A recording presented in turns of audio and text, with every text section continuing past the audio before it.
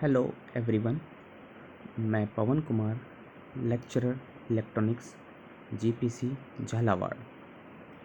आज के इस वीडियो लेक्चर में हम telecommunication and switching networks EL 308 के चैप्टर 2 सेंट्रलाइज्ड SPC पार्ट 2 के बारे में विस्तार से चर्चा करेंगे। पिछले वीडियो लेक्चर में हमने बात करी थी कि जो SPC होता है वो बेसिकली 3 मोड में काम करता है। पहला स्टैंड बाय मोड, दूसरा सिंक्रोनस डुप्लेक्स मोड और तीसरा लोड शेयरिंग मोड। तो पिछले वीडियो लेक्चर में हमने स्टैंड बाय मोड के बारे में बताया था। आज की इस वीडियो लेक्चर में हम सिंक्रोनस डुप्लेक्स मोड और लोड शेयरिंग मोड के बारे में बात करेंगे। तो सबसे पहले सिंक्रोनस डुप्लेक्स ऑपरेशन या मोड। तो बेसिकली हम यहाँ देखेंगे कि यहाँ एक प्रोसेसर जो है वो P1 है, दूसरा प्रोसेसर P2 है। दोनों के प्रोसेसर जो हैं उनके पास अपनी सेपरेट मेमोरी है M1 व M2। जबकि जब स्टैंड बाय मोड की हमने बात करी थी तो दोनों जो प्रोसेसर थे उस केस में उनकी एक कॉमन मेमोरी थी, लेकिन यहाँ सिंक्रोनस जो डुप्लेक्स मोड है उनमें दोनों प्रोसेसर के पास अपनी अलग अलग मेमोरी है। वह एक हार्डवेयर प्रोग्राम हम यूज़ कर रहे हैं यहाँ एक हार्डवेयर यूज़ कर रहे हैं दोनों प्रोसेसर के बीच में, जिसे हम C के नाम से बोल रहे हैं, जो बेसिकली एक कंपैरेटर है। प्रोसेसर P1 जो है वो एक्सचेंज जो इन्वायरमेंट है उससे कम्युनिकेट कर रहा है, और प्रोसेसर जो P2 है वो बेसिकली एक्सचेंज जो है इन्वायरमेंट उससे वन वे कम्युनिकेशन है, यानी वो एक्सचेंज इन्वायरमेंट से इन्फॉर्मेशन ले रहा है लेकिन उसको कोई इन्फॉर्मेशन दे नहीं रहा है। जबकि P1 जो है वो ले भी रहा है इन्फॉर्मेशन और इन्फॉर्मेशन दे भी रहा है, या कोई भी कमांड है वो एक्सचेंज इन्वायरमेंट को पास भी कर रहा है। तो बेसिकली जो synchronous duplex mode of operation है उसमें हम एक हार्डवेयर कपलिंग दोनों प्रोसेसर के बीच में प्रोवाइड करते हैं जो कि सेम सेट ऑफ इंस्ट्रक्शन जो हैं उनको एग्जीक्यूट करता है और उनके रिज़ल्ट जो है उसको कंपेयर करता है, और अगर कंपेयर करने पर कोई मिसमैच अगर होता है तो फॉल्टी जो प्रोसेसर है उसको आइडेंटिफाई किया जाता है और उसको सिस्टम से निकाला जाता है और उसको रिपेयर किया जाता है। और बेसिकली ये सब कुछ कंपैरेटर के द्वारा किया जाता है। जब सिस्टम जो है मेरा सिंक्रोनस डुप्लेक्स मोड में पूरी तरीके से नॉर्मल वर्क कर रहा है तो जो दोनों प्रोसेसर हैं मेरे बेसिकली वो सेम डाटा जो है वो अपनी मेमोरी में हर समय स्टोर करते रहते हैं, और जो एक्सचेंज इन्वायरमेंट है उससे जो इन्फॉर्मेशन है उसको रिसीव करते रहते हैं और वो डेटा अपनी मेमोरी में स्टोर करते रहते हैं। पर एट अ टाइम ओनली एक ही प्रोसेसर जो होता है वो एक्टिवली वर्क करता है, यानी दो प्रोसेसर हैं P1 व P2। दोनों प्रोसेसर यहाँ मैं देखूँगा कि ये दोनों प्रोसेसर जो हैं ये एक्सचेंज से इन्फॉर्मेशन तो ले रहे हैं, दोनों समान रूप से इन्फॉर्मेशन लिए जा रहे हैं, लेकिन सिर्फ एक ही प्रोसेसर है जो एक्टिवली वर्क कर रहा है, दूसरा जो है वो अभी काम नहीं कर रहा है, सिर्फ इन्फॉर्मेशन ले रहा है। अब जैसे ही कंपैरेटर के द्वारा कोई फॉल्ट डिटेक्ट होती है, या ये कह सकते हैं कि कंपैरेटर के द्वारा जैसे ही मिसमैच पकड़ा जाता है तो एक चेकआउट प्रोग्राम होता है जो कि दोनों प्रोसेसर की जो मशीन है उनमें स्वतंत्र रूप से इंस्टॉल होता है। तो जैसे ही मिसमैच अकर हुआ चेकआउट जो प्रोग्राम है वो दोनों मशीनों में रन होगा, और दोनों मशीनों के रन होने के बाद उस प्रोग्राम द्वारा फॉल्टी प्रोसेसर को आइडेंटिफाई किया जाएगा। जैसे ही फॉल्टी प्रोसेसर आइडेंटिफाई होगा उसको हम सिस्टम में से निकाल लेंगे और जो बचा हुआ प्रोसेसर है अब वो ही पूरी तरीके से एक्सचेंज जो एनवायरनमेंट है उसके साथ कम्युनिकेट करेगा। जैसे कि मैं अगर बोलूँ कि ये मेरा मान लो पहले P1 प्रोसेसर था, जैसे ही दोनों के बीच में मिसमैच अकर हुआ तो दोनों में P1 व P2 दोनों में एक चेकआउट प्रोग्राम रन होगा और मान लो P1 फॉल्टी प्रोसेसर था उस टाइम पे, चेकआउट प्रोग्राम जो रन हुआ उसके द्वारा हमें पता चला कि P1 फॉल्टी प्रोसेसर है। तो इस P1 प्रोसेसर को हम सिस्टम में से निकालेंगे और अब जो P2 प्रोसेसर था बेसिकली ये सारी इन्फॉर्मेशन हर समय ले रहा था। तो अब ये क्या है, जिस कॉल से इसका पता लगा P1 प्रोसेसर का कि ये फॉल्टी है, उसी कॉल से मेरा P2 जो प्रोसेसर है वो अब एक्सचेंज इन्वायरमेंट के साथ काम करने लगेगा। या ये भी हो सकता है कि P2 प्रोसेसर फॉल्टी हो तो हम P2 प्रोसेसर को निकाल लेंगे और पहले P1 काम कर रहा था तो उससे कोई फ़र्क नहीं पड़ेगा एक्सचेंज इन्वायरमेंट के साथ वर्किंग पर। अब फॉल्टी प्रोसेसर को निकाल के फॉल्टी प्रोसेसर को निकाला जाता है और उसको रिपेयर किया जाता है या मेंटेनेंस उसकी की जाती है जब तक मेरा जो दूसरा प्रोसेसर है वो स्वतंत्र रूप से एक्सचेंज एनवायरनमेंट के साथ काम कर रहा है। अब जैसे ही फॉल्टी प्रोसेसर को रिपेयर किया जाता है उसको सिस्टम में डाला जाता है। अब चूँकि जब तक वो सिस्टम में नहीं आया तब तक काफ़ी सारा डेटा उसका एक्सचेंज इन्वायरमेंट के साथ लॉस्ट हो चुका है।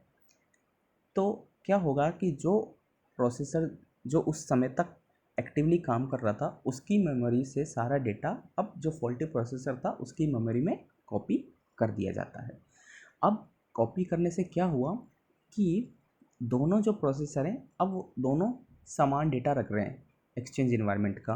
तो अब कोई भी प्रोसेसर अगर फिर से फॉल्टी होता है तो जो दूसरा प्रोसेसर है वो फिर से उसी कंडीशन से एक्सचेंज इन्वायरमेंट के साथ कम्युनिकेशन करने लगेगा।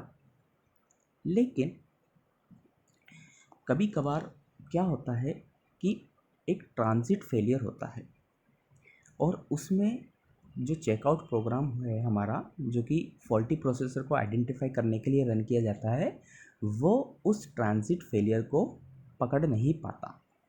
उस केस में हमारे पास 3 पॉसिबिलिटीज़ होती हैं कि हम उन पॉसिबिलिटी के सहारे आगे बढ़ें, क्योंकि फॉल्टी प्रोसेसर का पता लग नहीं पा रहा। तो जब फॉल्टी प्रोसेसर का पता नहीं लग पा रहा तो पहली कंडीशन है या तो हम दोनों प्रोसेसर के साथ आगे बढ़ें, क्योंकि हमें पता ही नहीं है कि कौन सा फॉल्टी प्रोसेसर है, या जो एक्टिव प्रोसेसर है उसको निकाल दें और जो दूसरा प्रोसेसर उसके साथ काम करें, या एक्टिव प्रोसेसर के साथ काम करें और जो दूसरा प्रोसेसर है उसको निकाल दें। तो ये 3 कंडीशन बनती है जब मेरे ट्रांजिट फेलियर आती है। तो जो पहली कंडीशन है बेसिकली ये इस फैक्ट पे आधारित है कि जो फेलियर है वो मेरा ट्रांजिट फेलियर है और वो रिपेयर नहीं किया जा सकता। जो कंडीशन सेकंड व थर्ड है बेसिकली अगर मैं इनमें से किसी को भी फॉलो करता हूँ तो मेरे को ये मान के चलना है चूँकि फेलियर जो होगा वो ट्रांजिट फेलियर है तो उसको पकड़ने के लिए मुझे जो प्रोसेसर निकाला हुआ है उस पर एक्सटेंसिव टेस्टिंग करनी पड़ेगी, तभी मैं उस फेलियर को पकड़ पाऊँगा। नेक्स्ट है लोड शेयरिंग कॉन्फ़िगरेशन। तो लोड शेयरिंग कॉन्फ़िगरेशन में देखेंगे कि ये एक प्रोसेसर P1 है, प्रोसेसर P2 है। बेसिकली इसमें मेमोरी M1 के साथ ये कम्युनिकेट कर रहा है।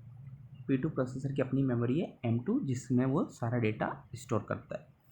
यहाँ कंपेरेटर ना होके एक डिवाइस यूज़ करा हुआ है जिसे हम ED कह रहे हैं, यानी एक्सक्लूजन डिवाइस, और दोनों प्रोसेसर एक्टिवली एक्सचेंज इन्वायरमेंट के साथ काम कर रहे हैं। तो लोड शेयरिंग मोड में ऑपरेशन में क्या होता है कि जो इनकमिंग कॉल हैं उनको दोनों प्रोसेसर को या तो रैंडमली असाइन की जा सकती हैं या एक प्री डिटरमाइंड ऑर्डर होता है जिसमें दोनों प्रोसेसर को ये जो कॉल्स हैं, इनकमिंग कॉल्स, वो असाइन होती हैं। और जिस प्रोसेसर को वो कॉल असाइन हो रही है, वो प्रोसेसर उस कॉल को कंप्लीट होने तक पूरी तरीके से हैंडल करेगा। यानी इस केस में या इस ऑपरेशन में प्रोसेसर जो हो रहे हैं, दोनों जो प्रोसेसर हैं वो एक्टिवली या दोनों समान रूप से एक्टिव हैं, और जो इनकमिंग कॉल्स हैं, या मैं ये कह सकता हूँ कि जो लोड है उसको दोनों आपस में शेयर कर रहे हैं, इसलिए इसे लोड शेयरिंग मोड कहा जाता है। और इस केस में दोनों जो प्रोसेसर हैं, बेसिकली दोनों प्रोसेसर जो एंटायर मेरा एक्सचेंज एनवायरनमेंट है उसको दोनों प्रोसेसर सेंस भी कर रहे हैं और उसको कंट्रोल भी कर रहे हैं समान रूप से। दोनों प्रोसेसर के पास अपनी अपनी मेमोरी है जो कि अपना डेटा वो उसमें यूज़ कर रहे हैं, और बेसिकली एक इंटर प्रोसेसर लिंक है दोनों प्रोसेसरों के बीच में, जो कि दोनों प्रोसेसरों के बीच में म्यूचुअल कोऑर्डिनेशन के लिए यूज़ किया जा रहा है, या ये कह सकते हैं कि उनकी जो हेल्थ है, स्टेट ऑफ हेल्थ है उनकी, उनको वेरीफाई करने के लिए भी एक इंटर प्रोसेसर प्रोग्राम है जिसे हम ईडी के नाम से जान रहे हैं। अब क्या होता है कि कोई भी एक भी प्रोसेसर इस केस में अगर फॉल्टी होता है, ठीक है, तो दूसरा जो प्रोसेसर है वो तुरंत ही उस फॉल्टी जो प्रोसेसर है उसका भी पूरा लोड ले लेता है, पूरा लोड अपने द्वारा उसे किया जाता है, इंक्लूडिंग वो भी कॉल, उस मतलब जिस कॉल पे जो प्रोसेसर फॉल्ट हुआ है वो तो लॉस्ट हो जाएगी, लेकिन अगर कई सारी कॉलें जो उस फॉल्टी प्रोसेसर ने ऑलरेडी सेटअप कर रखी हैं, वो कॉल भी जो प्रोसेसर फेल नहीं आया उसके द्वारा उस लोड को भी वहन किया जाएगा। और यहाँ जो मेरा ईडी है, बेसिकली ये जो मैकेनिज़्म है इसकी, ये सॉफ्टवेयर और हार्डवेयर दोनों केस में इम्प्लीमेंट की जाती है इस सेटअप में। और नॉर्मल अगर मैं ऑपरेशन की बात करता हूँ तो नॉर्मल ऑपरेशन में जो प्रोसेसर हैं इसमें वो बेसिकली हाफ लोड इन दोनों प्रोसेसर के द्वारा संभाला जाता है। हाफ जो कॉल हैं उनका आधा प्रोसेसर P1 के द्वारा हैंडल किया जाएगा, आधी कॉलों को प्रोसेसर P2 के द्वारा हैंडल किया जाएगा, और बेसिकली दोनों के द्वारा कमांड भेजी जाएंगी। बेसिकली ये जो लोड शेयरिंग मोड जो ऑपरेशन है, ये बेसिकली ट्रैफिक जो कंट्रोल है मेरा उसमें अच्छी तरीके से काम करता है। तो पूरे अगर मैं लेक्चर को समराइज़ करूं तो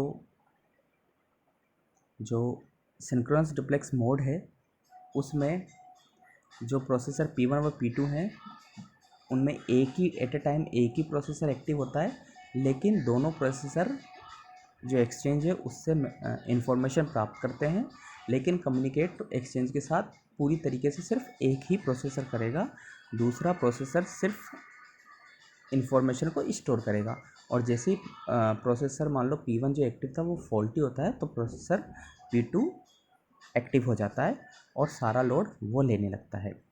लेकिन जब मैं लोड शेयरिंग मोड की बात करता हूँ तो उसमें दोनों प्रोसेसर P1 व P2 दोनों एक्टिव होते हैं, और उसमें कंपैरेटर की जगह हम एक डिवाइस यूज़ करते हैं, एक्सक्लूजन डिवाइस।